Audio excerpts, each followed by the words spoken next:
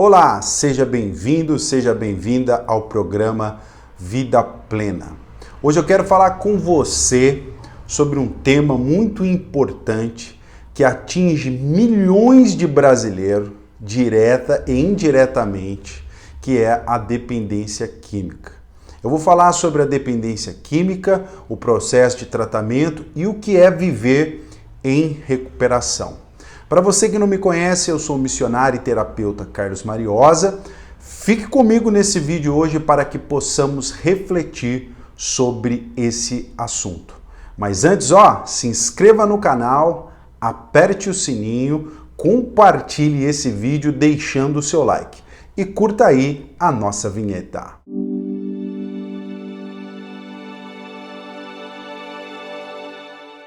Em primeiro lugar, você precisa saber que a dependência química não é uma falta de vergonha na cara, não é uma deficiência moral, na maioria das vezes não é uma questão de opinião, né? Dependência química é considerada pela Organização Mundial da Saúde, no Código Internacional de Doenças, o CID-10, como uma psicopatologia.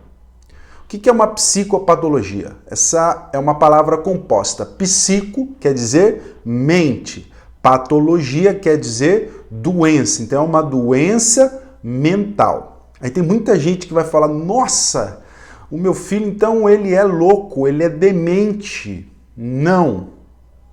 Ele não desenvolveu demência mental, mas ele desenvolveu uma doença mental que pode levar a demência permanente.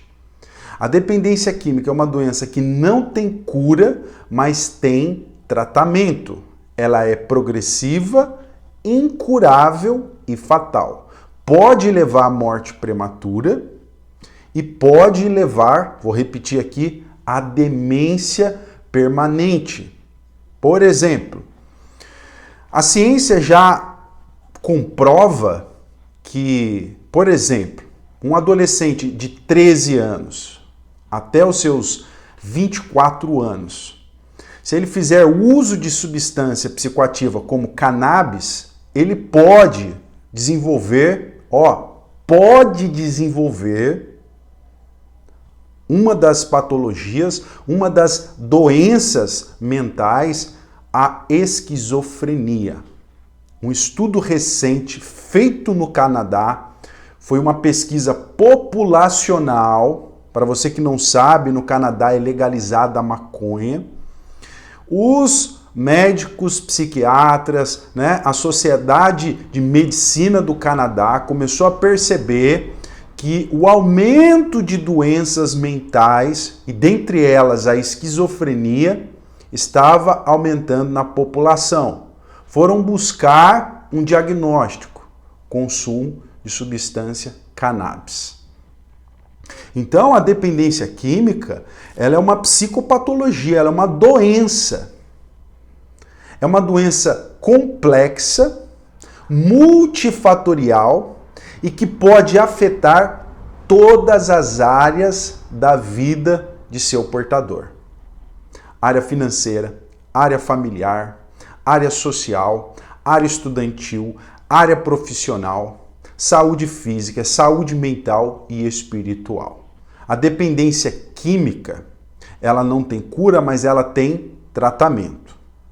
O tratamento, basicamente, pode ser feito de duas formas: dentro de um centro de recuperação ou fora de um centro de recuperação.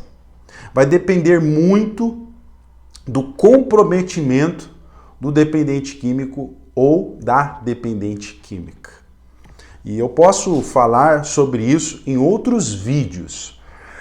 O tratamento, basicamente, da dependência química, eu vou falar aqui de 4 pilares do tratamento da dependência química. O tratamento psiquiátrico através de terapia medicamentosa, o tratamento psicológico através de psicoterapia, grupos de mútua ajuda e a espiritualidade por meio da fé.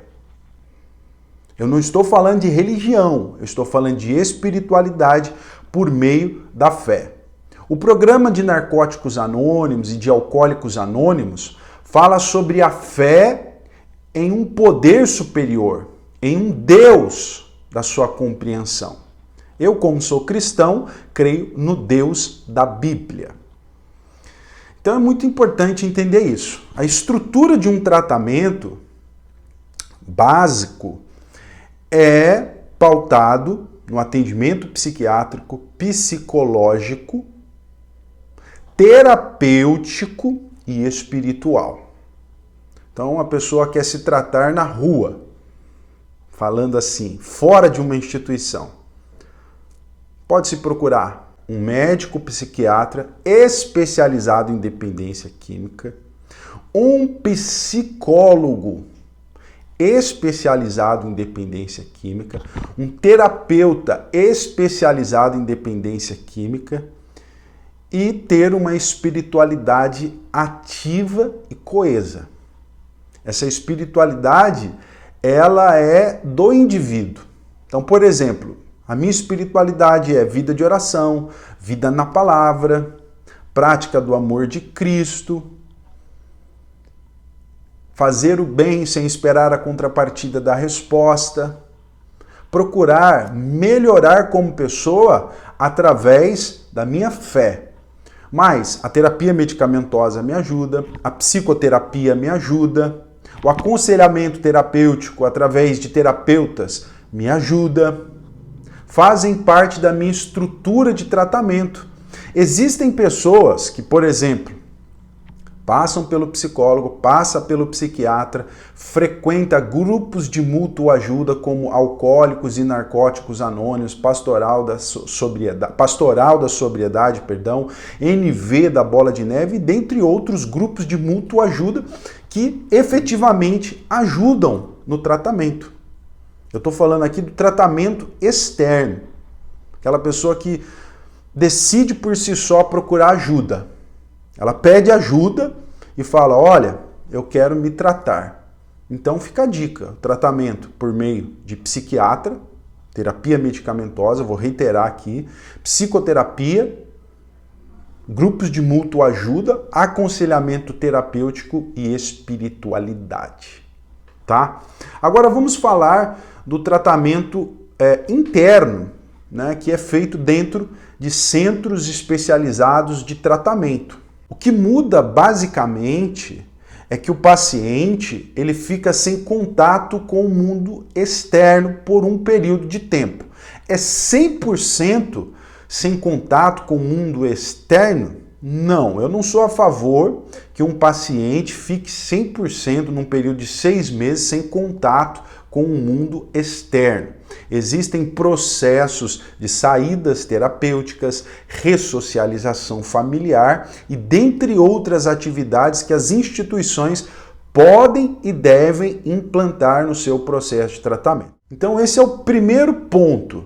O tratamento dentro de uma instituição diminui em muito o contato com o mundo externo do paciente. Ele fica num ambiente mais propício para que ele possa se conscientizar, entender o programa de tratamento, fazer uma introspecção sobre si através de psicoterapia e atividades terapêuticas, o tratamento medicamentoso porque ele usou uma substância nociva à saúde neurológica. Resumindo, o primeiro ponto é esse.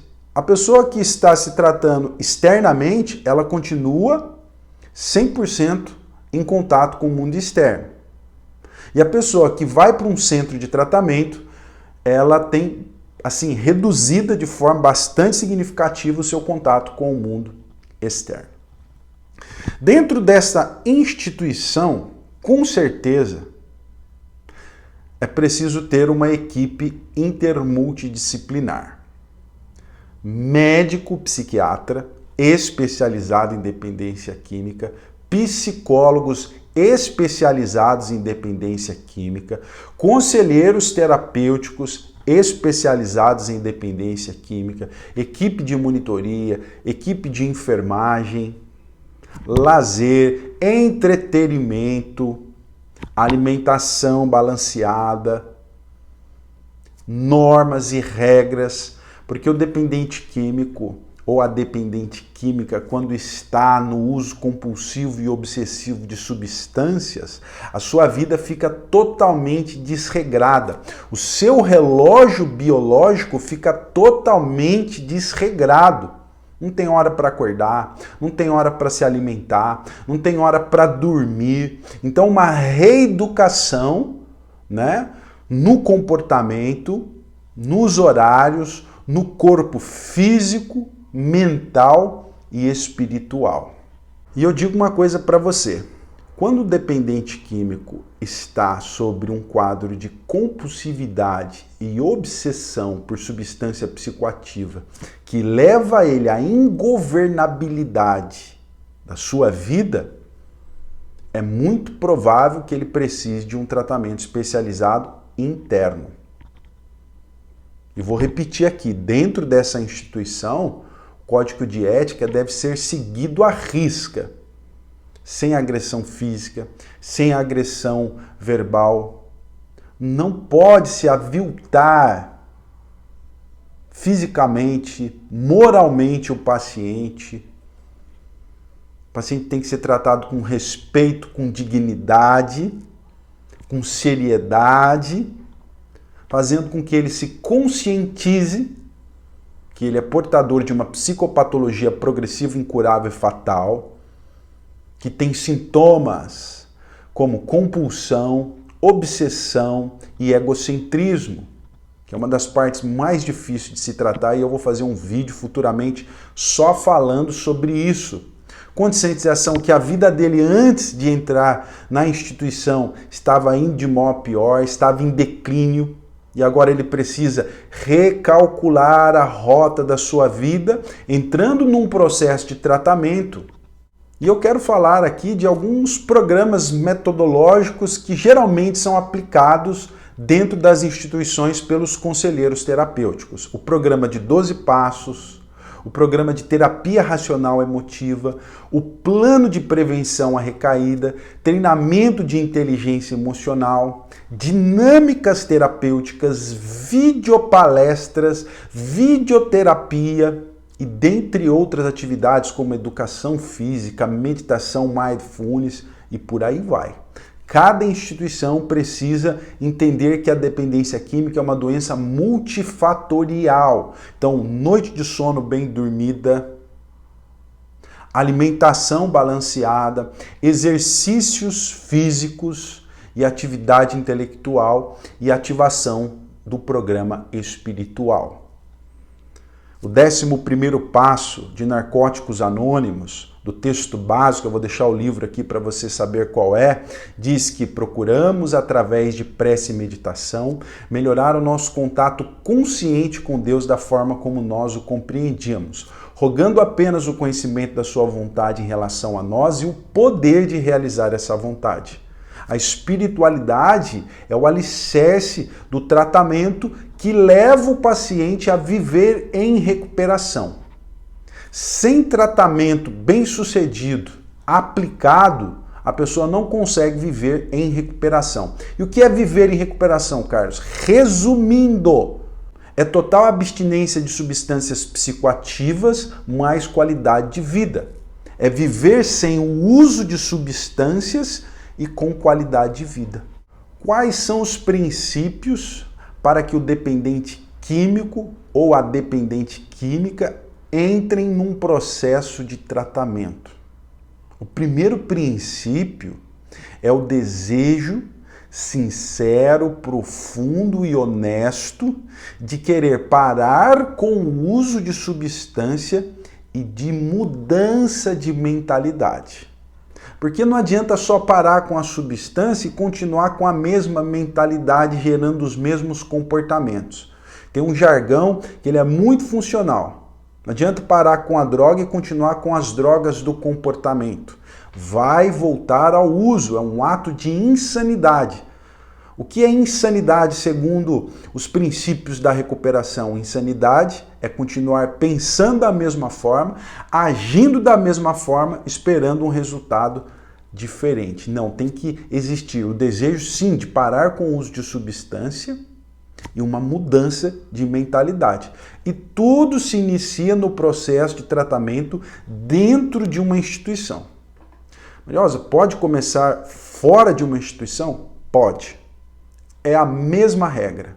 Sem o desejo de parar de usar e de mudar de mentalidade, é impossível entrar num processo de recuperação. Então, quando eu admito a minha impotência, admito a minha inabilidade em lidar com a vida sem o uso de substância, eu me rendo, peço ajuda e me deixo ser guiado por um programa de tratamento que me leva a viver em recuperação. Então, sendo a dependência química uma psicopatologia reconhecida pela Organização Mundial da Saúde, no Código Internacional de Doenças, no CID-10, uma doença progressiva, incurável, fatal, biopsicossocial e espiritual, eu vou falar aqui de 3 aspectos, que é a compulsão, uma vez que se usa não consegue parar, a obsessão, a ideia fixa em conseguir a substância e o egocentrismo. Eu no centro das atenções, eu fazendo do meu jeito insano. Isso é muito mais complexo do que essa simples explicação, mas eu prometo a vocês a fazer um vídeo falando só sobre o egocentrismo na dependência química. Então a dependência química ela precisa de tratamento especializado, com profissionais especializados que estudaram a profundo essa psicopatologia. Então fica a dica para você que é pai, que é mãe, que é esposa, que é filho, que é filha, que é pastor e que quer ajudar dependentes químicos. Geralmente, né, acontece o quê? O dependente químico chega na igreja pedindo ajuda e muitos pastores vão orar expulsando um espírito impuro que lá esteja. Vamos trabalhar aqui com a hipótese que o espírito imundo saiu daquela pessoa. Aí ele percorreu procurando repouso, não encontrou, parou, pensou e falou: vou voltar para a casa de onde eu saí. Voltando, encontra a casa limpa, adornada, porém vazia. Chama 7 demônios piores do que ele e a segunda queda daquela casa foi pior do que a primeira. É onde muitos pastores erram. Tratam só através da ótica espiritual. Sim, tem demônio?